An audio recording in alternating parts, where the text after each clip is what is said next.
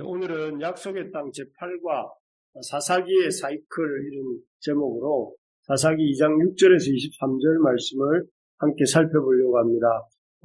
이 93년도에 나온 영화 중에 미국 영화인데 사랑의 블랙홀이라고 하는 이 보시는 이 포스터가 보이시는데 이런 영화가 있습니다. 이 영화의 저기 시계 가운데 있는 남자는 필 코너스라고 하는 이 기상 예보관, 내일 날씨가 어떻게 될지를 알려주는 그런 기상 예보관입니다.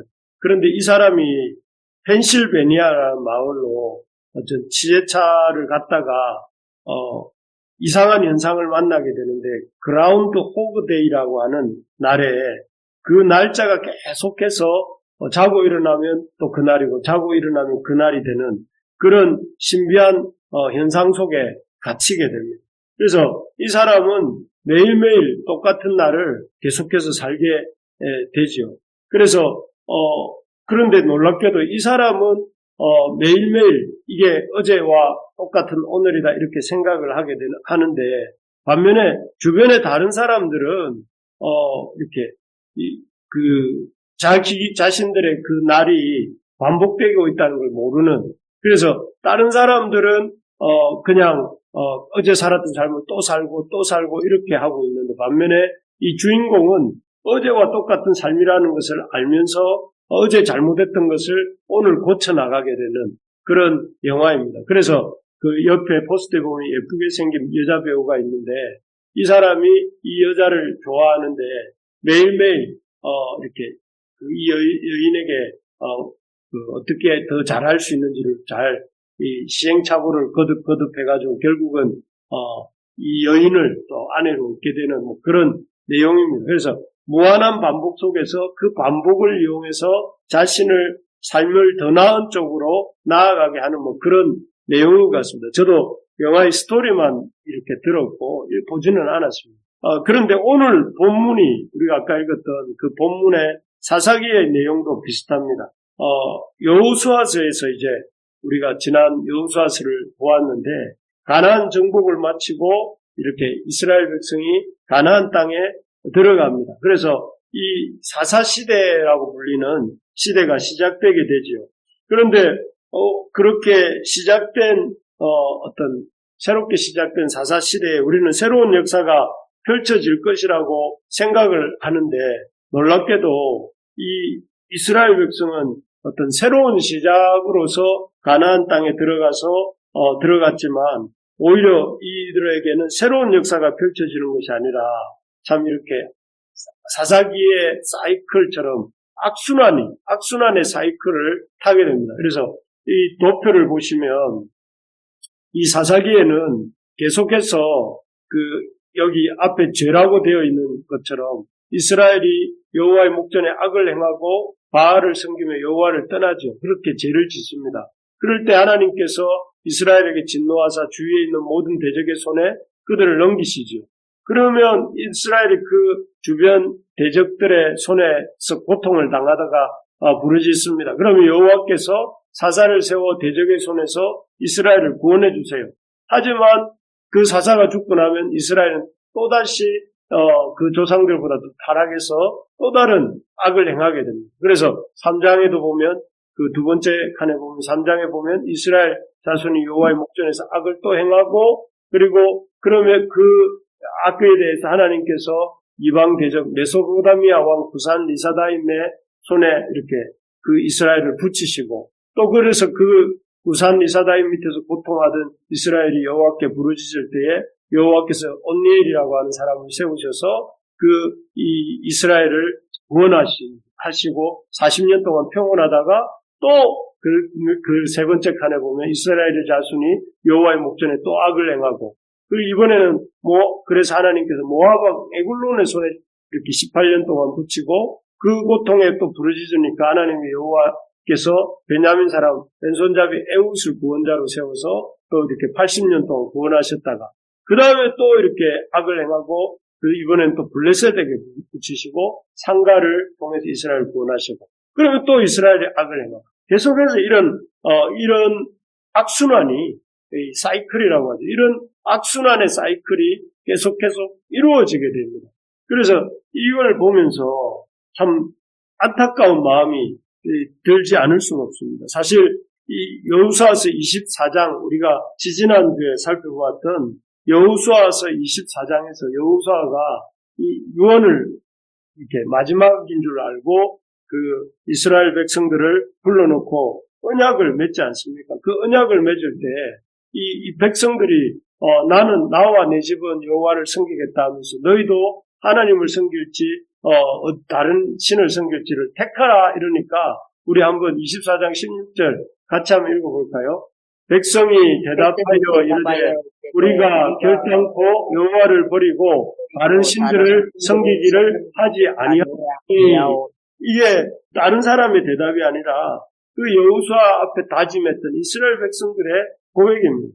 큰 소리로 이 사람들은 결단코 여호와를 버리지 않고 다른 신들 섬기지도 않겠다 이렇게 말을 했던 그들이 그렇게 큰 소리로 언약을 하고 또 큰 소망과 기대를 안고 이렇게 그 가나안 땅에 발을 내디뎠는데 그 가나안 땅에 들어와서는 이렇게 앞에 보신 것처럼 그 순식간에 이스라엘 자손이 여호와의 목전에서 악행을 하고 또 악을 행하고 바알을 섬기고 여호와를 떠났던 것이죠. 그래서 막 이 사사기 400년 가까운 역사 동안에 그야말로 이 이스라엘은 밥 먹듯이 물 마시듯이 이렇게 우상을 섬기고 범죄하고 또 이렇게 이방 나라에 압제를 당하고 고통을 당하다 보면 부르짖고 그러면 하나님이 구원자 사사라고 불리는 구원자를 세우셔서 그들을 구원해 주시면 또 잠시 이렇게 악행을 멈췄다가 또 어느 정도 시간이 지나면 이렇게 여호와 앞에서 악을 행해 주로 이 우상을 섬기는 일들이죠. 우상을 섬기고 아주 악행을 행하다가 또 이렇게 이방의 손에 그들이 붙이 이방의 손 압제 아래 들어가게 되고 이런 계속되는 참 무한 반복의 어떤 역사가 무려 400년 가까이 사사시대 동안 이루어지는 것입니다.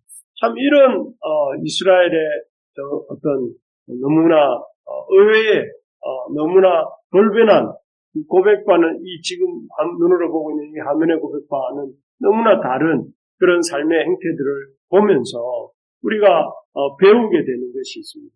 이 이스라엘의 반복해서 실패하는 이스라엘의 모습을 통해서 우리가 배울 수 있는 점이 무엇일까요?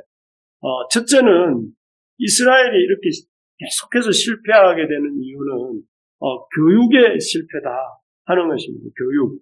이스라엘이 이렇게 사사시대의 악순환, 이런 영적 악순환을 하게 된 이유는 그들이 그 어떤 자녀들을 교육하는 일에 실패했기 때문에 그렇습니다. 사사기 2장 우리가 아까 읽었던 본문에 보면 7절에 여호수아가 사는 날 동안 여호수아 뒤에 있는 생존한 장로들 곧 여호와께서 이스라엘을 위하여 행하신 모든 큰 일을 본 자들이 사는 날 동안에는 여호와를 섬겼더라 이렇게 되어 있습니다. 그렇지만 10절에 보니까 이런 여호수아와 함께 있었던 장로들이 사는 날 동안에는 그리고 여호와가 행하신 큰 일을 본 자들이 사는 날 동안에는 이스라엘이 여호와를 잘 섬겼어요. 그런데 10절에 가보면 그 세대의 사람도 다 그 조상들에게 돌아갔고 그 후에 일어난 다른 세대는 여호와를 알지 못하며 여호와께서 이스라엘을 위하여 행하신 일도 알지 못하더라. 그래서 11절에 보니까 이스라엘 자손이 여호와의 목전에 악을 행하여 바알들을 섬기며 이렇게 나옵니다.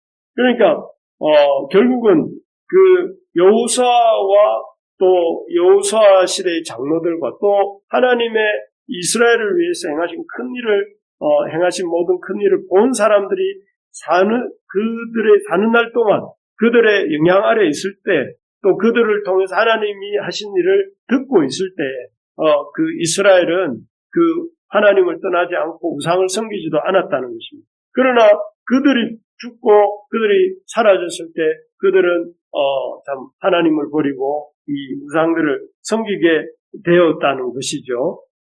정말 만약에 그 여호수아와 그 장로들이 이 다음 세대 사람들을 아주 이렇게 여호와에 대해서 잘 가르치고 또 여호와가 하신 일에 대해서 잘 알려주었더라면 이 이스라엘 백성들이 여호와의 목전에 악을 행하여서 여호와를 버리고 바알을 섬기는 일이 일어나지 않았을 것이고, 그러면 우리가 보았던 것 같은 이 사사시대의 악순환도 일어나지 않았을 것입니다.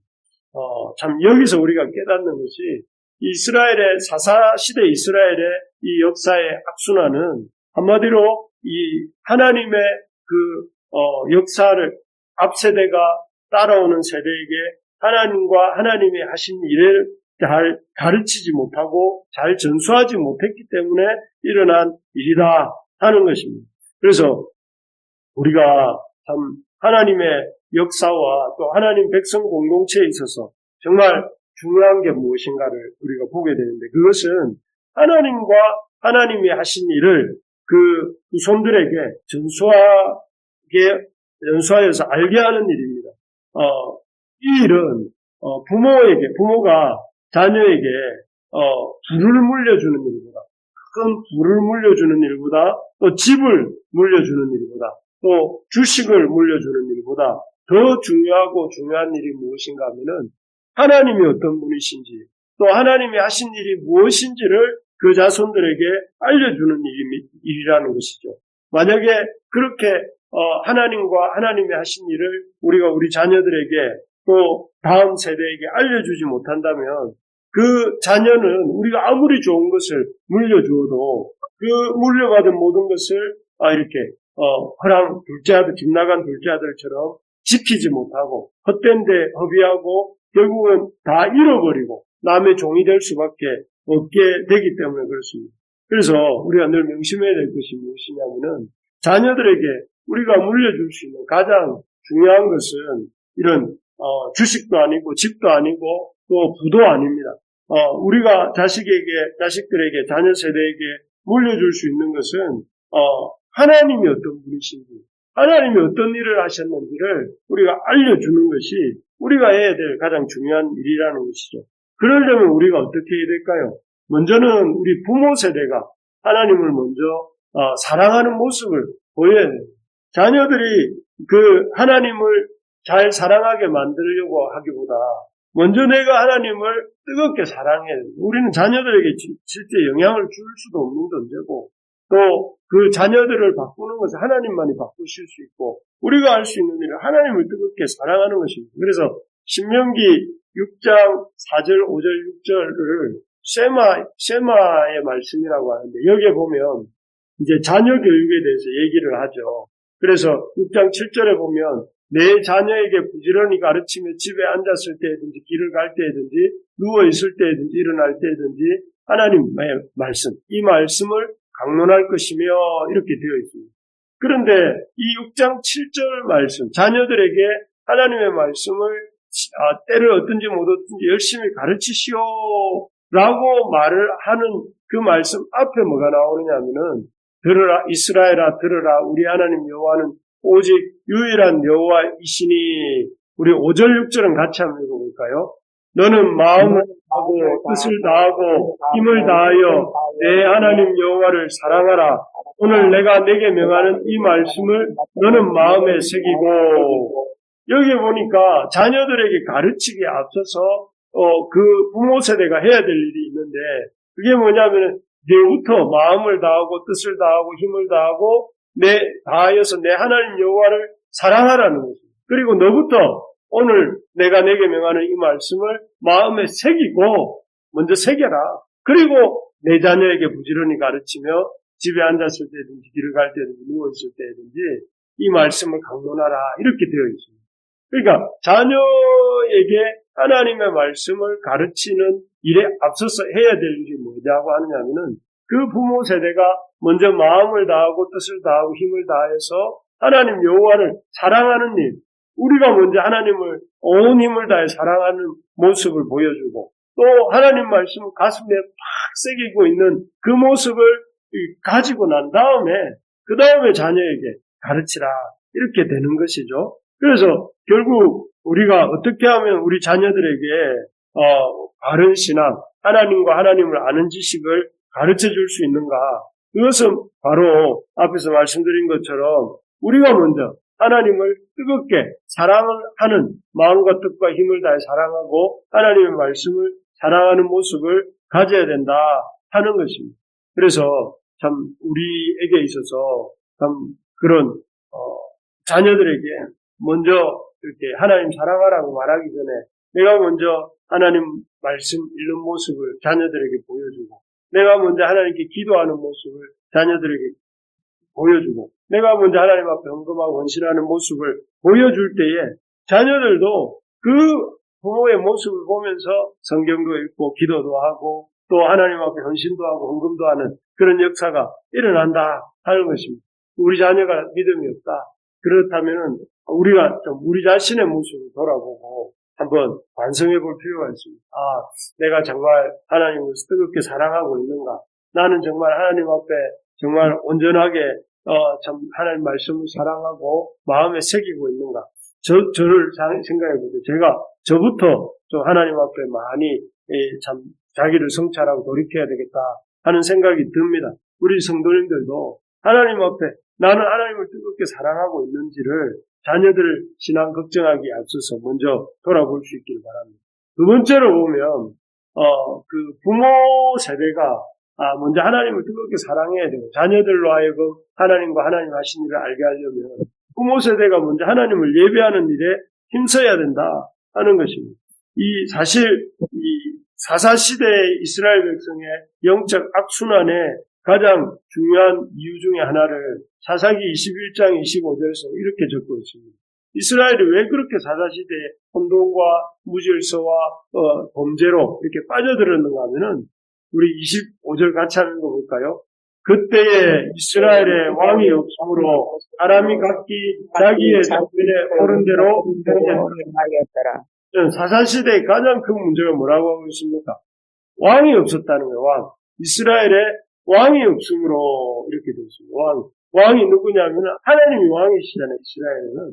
이스라엘에 그 하나님이 원래 왕이신데 그 왕이신 하나님을 이렇게 잊어버리고 잃어버리고 또 왕이신 하나님을 마음 밖으로 이렇게 해버렸기 때문에 결국 자기 소견대로 행하는 삶을 살게 된 것이죠. 그래서 그렇게 왕이신 하나님을 인정하지 않고 왕이신 하나님을 인정하지 않게 되자 왕이신 하나님께 예배하지 않게 되고 왕이신 하나님께 예배하지 않게 되자 어떻게 됐습니까? 여기 보니까 사사기 오늘 읽었던 2장 13절에 보면 곧 그들이 여호와를 버리고 바알과 아스다롯을 섬겼으므로 결국 이스라엘의 이런 여호와를 버리고 우상을 섬기게 된 결정적인 이유는 뭐냐면 왕이신 하나님을 잊어버렸기 때문에 왕이신 하나님을 왕으로서 섬기는 일을 이렇게 그들이 하지 않았기 때문에 결국 하나님을 예배하지 않는다는 것은 결국은 이런 다른 것들을 예배하게 섬기게 되는 것이고 다른 것들을 섬기다 보면 결국은 하나님을 떠나게 된다 하는 것입니다. 그래서 중요한 일은 우리 아이들에게도 그렇고 우리 자신에게도 그렇고 하나님 앞에 예배하는 일을 중요하게 생각을 해야 됩니다. 하나님을 예배한다는 것은 하나님을 내 삶의 첫 자리에 모시는 것입니다. 우리가 주의를 지켜서 하나님 앞에 나오는 것은 우리 모든 삶의 처음 가장 중요한 분이 주님이시고 주님께 예배하는 일입니다 하고 우리가 고백하는 것과 다를 바 없습니다. 그리고 그렇게 하나님을 예배하는 일을 나는 그 어떤 일보다 중요하게 생각합니다 라는 고백이 우리가 예배하는 그 주의 예배 속에 담겨 있습니다.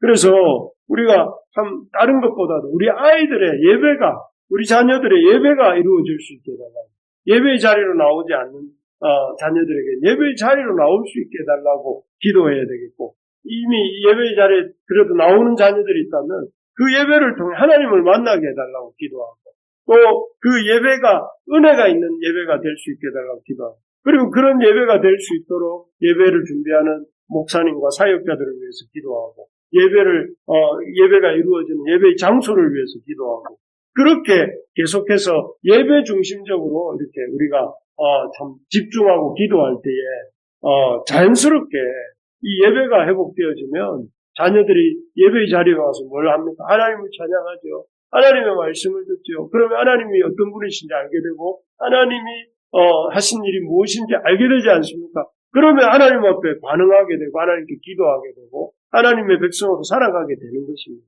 그래서 저는 우리 교회가 참 이렇게 이런 예배가 회복되어지고 우리 가정마다 가정 예배가 이렇게 새로워지는 은혜가 있기를 진심으로 소망합니다.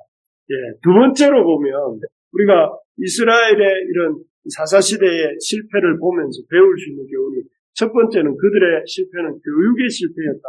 신앙교육의 실패였다면 두 번째는 그런 신앙교육에 실패할 때에 신앙교육을 실패하고 신앙적인 잘못들을 지을 때에 하나님이 그 이스라엘을 대적의 손에 넘기셨다 하는 것입니다. 여기 우리가 읽었던 14절, 15절에 보면 우리 14절을 또 한번 같이 읽어봅시다. 여호와께서 이스라엘에게 진노하사 노략하는 자의 손에 넘겨주사 그들이 노략을 당하게 하시며 또 주위에 있는 모든 대적의 손에 팔아넘기시며 그들이 다시는 대적을 당하지 못하였으며 여기 보면 하나님이 이스라엘에게 진노하사 이런 표현이 나옵니다. 여러분 이 구절을 읽으면서 우리 하나님, 우리가 아는 하나님은 사랑의 하나님인데 인자가 풍성하신 하나님인데 이렇게 생각할 수 있죠. 그리고 하나님이 이스라엘을 사랑하셔서 이스라엘을 저 애굽에서부터 불러내신 거 아닌가? 그런데 이렇게 좀 물론 이스라엘이 잘못했지만 하나님 이렇게 진노하실 수 있나? 이렇게 생각이 들 수도 있습니다. 하지만 여기서 우리가 꼭 기억해야 될 것이 뭐냐면은 하나님은 죄를 반드시 심판하시는 하나님이시다 하는 것입니다. 다르게 말하면 거룩하신 하나님이시다는 것이죠. 비록 이스라엘이 하나님의 백성이라 할지라도 계속해서 그들이 불신앙하고 하나님을 믿지 못하고 하나님 말씀에 불순종하고 범죄할 때에 하나님은 그 범죄를 그 죄를 참 그 하나님의 거룩하신 의로우신 성품을 침범하는 그 죄를 이렇게 간과하지 않으시고 반드시 다루신다 하는 것입니다. 그래서 마치 우리 지지난주 한 몇 주 전에 본 것처럼 그 많은 이스라엘 백성이 다 여리고성 싸움에서 하나님 말씀에 순종했습니다. 모든 사람들이 그 여리고성에 나온 그런 재물에 손대지 않고 순종했습니다. 그런 다 거의 99%가 다 순종했는데 딱 한 사람이 한 가문이 이렇게 불신앙하고 불순종하고 범죄합니다. 아간의 가문이죠. 그럴 때 하나님이 좀 우리 생각에는 그렇게 99% 가까운 이스라엘 백성이 순종했으니 아간 한 사람의 범죄쯤은 그냥 봐주고 넘어갈 수도 있지 않을까 이렇게 생각할 수 있지 않겠습니까? 그런데 하나님은 그렇게 간과하지 않으세요. 이스라엘이 여리고 아이성 싸움에서 지게 만드시고 그 다음에 그 제비 뽑기를 하게 되죠. 이스라엘 백성들의 중에 하나님 말씀 어긴 자를 찾아내기 위해서. 그래서 지파를 12지파 중에 한 지파를 찾고 또 그 한 지파 중에서 한 가문을 뽑고 한 가문 중에서 그 다음에 이 아간의 가족을 뽑고 그리고 아간을 뽑아서 결국은 그 가족들을 아간과 그와 그의 제 동참했던 가족들에게 참 분명한 징계를 내리시는 것을 우리가 보았습니다. 여기서 우리가 깨닫는 것이 무엇입니까? 이 죄에 대해서는 하나님이 반드시 다루신다는 거예요. 그 하나님은 하나님의 백성이라 할지라도 그들이 그 죄에 대해서 하나님을 불신앙하고 불순종하고 죄를 가볍게 생각하고 범죄할 때에 그 죄에 대해서 하나님 찾아내시고 하나님 그 죄에 대한 책임을 물으신다 하는 것입니다. 그래서 우리가 죄를 가볍게 생각하면 믿는 사람이라고 할지라도 믿는 백성이라 할지라도 우리가 하나님의 백성이라고 할지라도 우리가 예수 그리스도의 그 놀라운 십자가 은혜와 또 예수 그리스도의 그 부활의 영광에 이미 참여한 자가 되었다 할지라도 하나님 앞에서 우리가 끝난 게 아니에요. 죄에 대해서 우리는 완전한 그 상태에 도달한 게 아니기 때문에 죄를 가볍게 생각하지 말고 그 죄에 대해서 우리가 죄를 안 지을 수는 없겠죠. 우리도 하나님의 거룩한 자녀가 되었지만 여전히 우리 속에는 이 죄의 그 오염된 그 육체를 입고 있고 죄의 본성들이 아직도 남아있기 때문에 그런 것들을 인해서 우리가 범죄할 때가 있습니다. 그럴 때 숨기려고 하지 말고 하나님 앞에 이렇게 감추려고 하지 말고 하나님을 속이려고 하지 말고 하나님 앞에 나와서 아간처럼 숨기지 말고 다윗처럼 또 이렇게 바세바 고만님의 다윗이 이렇게 숨기고 있었다. 그렇게 숨기고 있지 말고 하나님 앞에 나와서 솔직하게 죄를 자백하고 하나님 앞에 회개하고 그럴 때 하나님께서 그 죄 회개와 자백을 할 때는 그 죄를 용서하시고 구원의 속죄의 그런 은혜를 주시지 않습니까? 그래서 우리가 꼭 기억해야 될 것이 하나님은 죄를 그냥 넘기지 않으신다는 거예요. 그래서 우리가 예수 믿는 우리가 하나님의 백성된 우리가 구원의 은혜를 받았다 할지라도 죄를 가볍게 생각해서는 결코 안 된다. 죄에 대해서 이렇게 우리가 두렵고 떨리는 마음으로 이렇게 죄를 하나님 앞에서 멀리하고 또 범죄했을 때는 하나님 앞에 나와 회개하고 또 그렇게 돌이킬 줄 아는 우리가 되어야 된다 하는 것입니다. 그래서 하나님은 이 죄를 다루시는 모습을 통해서 이스라엘 백성들을 대적의 손에 붙이시는 것을 통해서 하나님이 죄에 대해서 얼마나 엄하게 엄격하게 하시는 분이신가 하는 걸 보여주십니다. 또한 이 죄를 다스리실 이스라엘 백성의 그 불신앙과 불순종의 죄, 우상숭배의 죄, 악행의 죄를 다루시는 것을 통해서 하나님이 이스라엘을 얼마나 사랑하시는가 하는 것을 보여주세요. 그렇습니다. 사실 이 이스라엘의 죄를 다루시는 이유는 이스라엘을 사랑하시기 때문에 이스라엘이 그 죄 때문에 자신들이 행한 죄 때문에 망가지는 것을 보지 않기를 원하시기 때문에 그 죄를 다루신다는 거예요. 이 죄라는 것으로 인해서 하나님의 자녀인 하나님의 백성인 이스라엘이 이렇게 망가져가는 것들을 하나님 보기를 원하지 않으세요.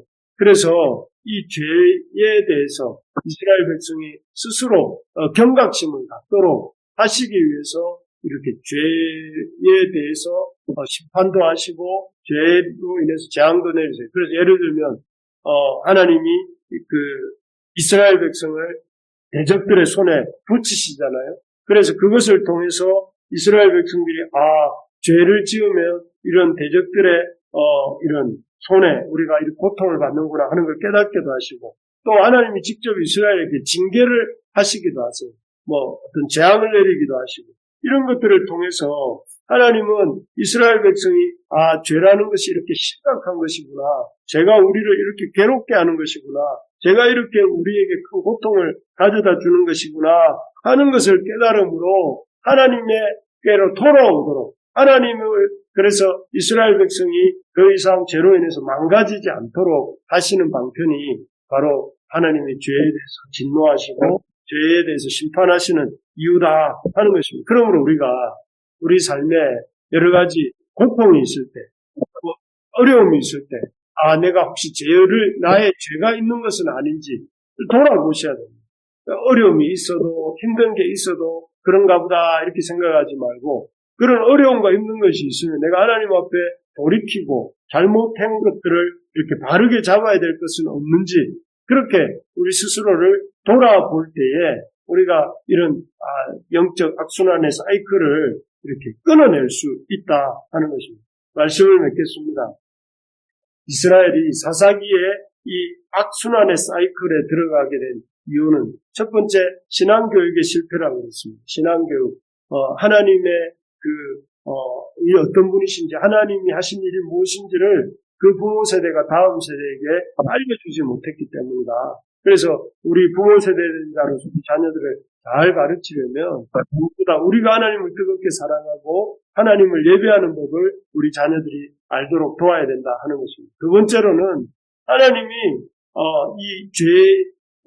이스라엘 백성들이 이렇게 하나님을 범죄하고 떠나갈 때 징계하시고 또 그들을 하나님 대적의 손에 붙여서 고통당하게 하시는 것을 통해서 하나님 거룩하신 분이시라는 것과 또 이러한 거룩하신 하나님께서 이 우리의 죄 문제를 해결해 주시기 위해서 구원자를 보내주실 것에 대한 기대감을 갖도록 하고 계시는 것을 보게 됩니다. 그래서 우리가 보다 하나님 앞에 우리의 신앙을 잘 전수하고 우리가 하나님 앞에 거룩한 삶을 살고자 힘쓰는 우리 모두가 될 수 있기를 주님의 이름으로 축복합니다.